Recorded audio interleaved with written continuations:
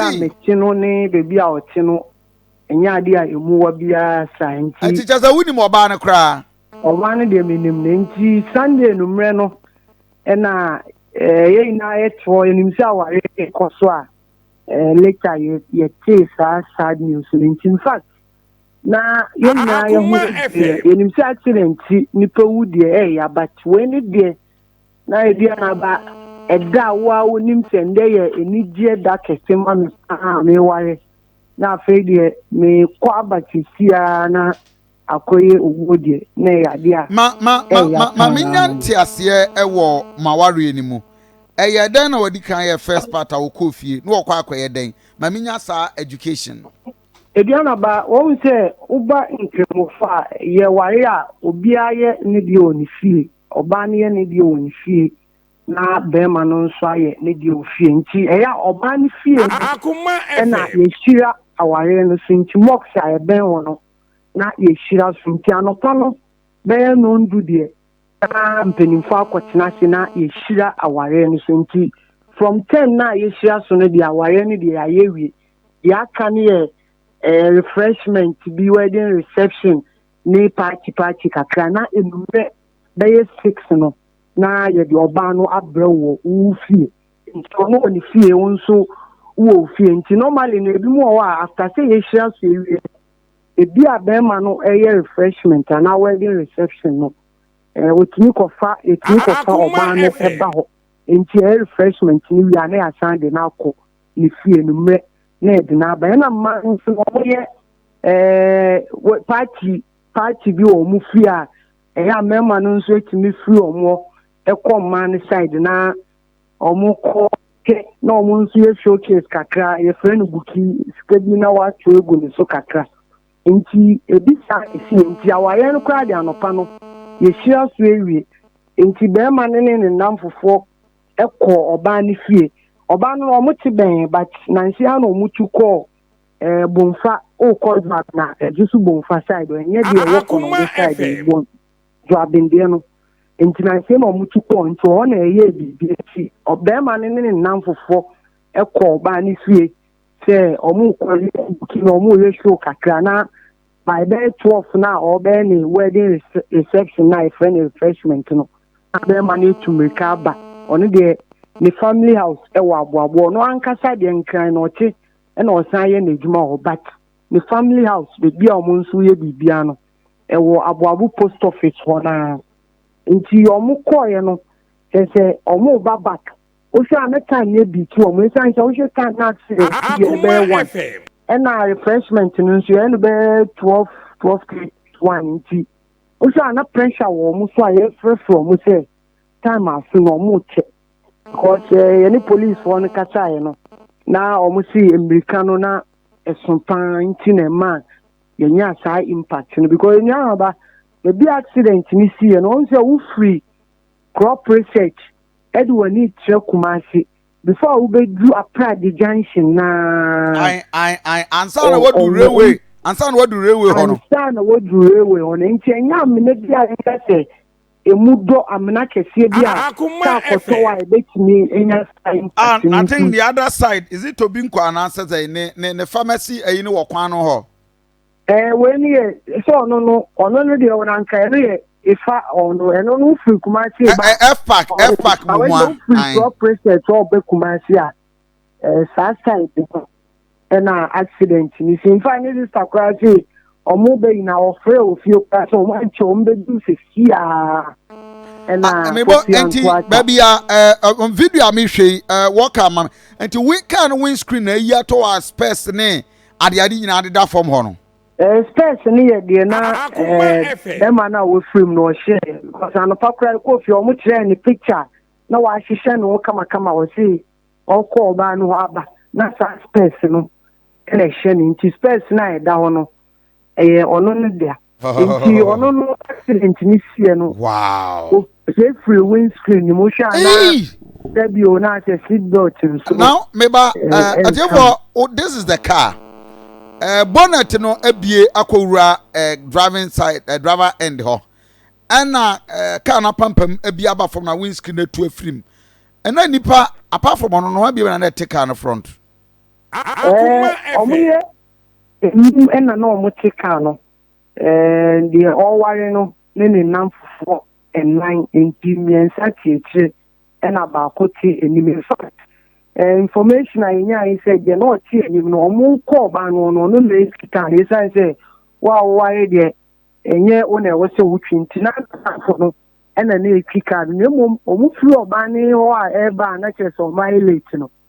ɛna bɛrima no yɛ sɛ ɔno abɛgye ka ne ɛtwie ɛsiane sɛ ɔmo ayɛ late ɔpɛntɛm kakra ɛna ɛkɔtie nti deɛ ɔte front no ɛsi a no kata ɔda kɔmfa no ɔkyɛ ɔno nso ne yare anim ayɛ den a adɔktafoɔ ɛhwɛ no ɛna mmiɛnsa na ɔmo tie akyire no asate no a ne nyinaa na ɔmo da Kenya University Hospital ɔmo nso ɛgye ayarehwɛ nti sɛsi a ɔmo deɛ ɛsi ɔmo ɛtumi astabilize ɔmo condition ne kakra ne mmom sɛ na no adɔktafoɔ ɛwɔ ɔmo so a ɔhwɛ ɔmo nti kaa no ɛkɔbɔ covid kɛseɛ bi na ɛda wahyɛ Waka mame nya sa blog bi na ene da kwa mu ho aka no kokɔhwe so no okay boss no nti wo hwɛ aka no samasorte yɛ because wo hwɛ de we na pempem ni windscreen na ya samasorte ya na ekoto nwurem ho nti eno na ema ede sa kɔbai tika no windscreen eda from ho yi in fact car no Ford Escape 4x4 ne mom eduana ba uko hu car no from enim na we hu akira be okra te saloon car se car na wa be keto a wan hwe akire no kra hu se 4x4 a obeka so saloon car keto bi a o entina wa won se impact no enya ade ana eye easy kra. Anti okay tema omo ede abrante na mu anti at what point ena omo ebebo obara mane anti mebo omo pia ka bi chese mu ne dem eno ye at what point no eno ne enura anopa be no ndu ana ye kosie be ma no nse kremufo de wa enura Sunday no kra no ade a maybe omutimi nya mu ni nkema nke sie no but a delay kakra ntine wo se enura eduada no ndu anopa ye press we na nti sa ta na ye omutika ni mu na ye delay ko Akoma FM cemetery ko sie no on Facebook page Boaten Samuel was Kofi Asebo and Opoku Boaten Ajiman Mobak was a drivers omonwe on abrabo ho Koju Amache was a Kofi Brain Adams from Asemfosu okay Docas Odum mercy Lord Jesus God Adiana Iroho Odotobri Opoku Achampon so sad Osborne or say may he so rest in peace. And I tell you, on Facebook page now. This is the woman, and to me, go back. Obanon to mana if I don't know now. Can't say be actually me. Where a day, and to me, I wish I can know the name. I think Moko Trans and Moko Sao BBC about Moko. Now, Obane that way as was son. We had a picture no ne. Oda adiswa oda hemfa no Ediama ba unsa problem no enura chi be ma ni frame no na e wo se no me san se yesira aware no so no na chesa aware no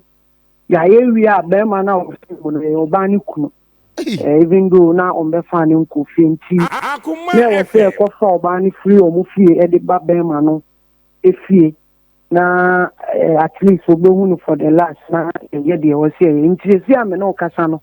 oba no be ma no ebusuafo fie nti be a oda no be ma no ebusuafo be ma oda ho at least obewo for some time esanse aware ndi ya mamre mu no islamically no also for some number of months na after that na obetime fruma we fru akọ fie atase obeware for about for now get or bema no ebusuafo fie in fact your man on news no Sunday no okolati ye ko makra enu anu na nyaminta de neni timi eba no so a otimi tuo but since I see eduanu kra no ọmụ sị ọmụ aya nye bi a bi no be ye den wadidi obeden wadidi wokasa no show ni ma ontimi nkasa why traumatized ọdún náà no nse den believe si ade no esi ampa enti ama why conflict kaka. Okay. Ibrahim, Anopay, I am more than grateful. And but family members, Bermani Niani Abusiano, almost the same.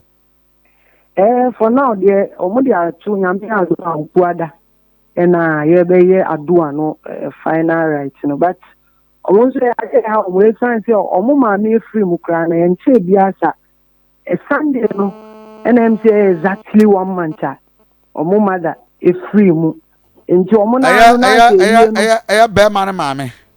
na maame no efiri mu nti na se eyi enu kra de o dada enye so omo nyan emo ni wie e na wensu nti ade omo ina no abo omo hu pa ne mo ni se enkremofo de